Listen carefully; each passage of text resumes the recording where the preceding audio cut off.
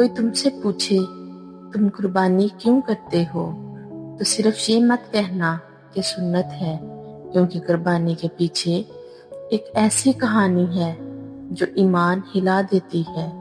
ہزاروں سال پہلے حضرت ابراہیم علیہ السلام نے بار بار ایک خواب دیکھا کہ اللہ تعالیٰ ان سے ان کی سب سے پیاری چیز کی قربانی مانگ رہا ہے، اور وہ سب سے پیاری چیز کیا تھی؟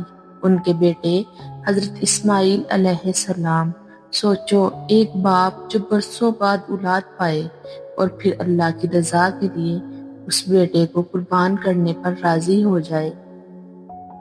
مگر جب چھری چلانے کا وقت آیا تو اللہ کی قدرت دیکھو، حضرت اسماعیل علیہ السلام کی جگہ ایک جنتی دمبا بیچ دیا گیا، اور تب سے یہ سنت آپ کو محبوب ہو گئی۔ لیکن ایک بات یاد رکھو، قربانی صرف جانور ذبح کرنے کا نام نہیں۔ قرآن ہمیں سکھاتا ہے کہ اللہ تک نہ گوشت پہنچتا ہے نہ خون، بلکہ تمہارا تقویٰ پہنچتا ہے۔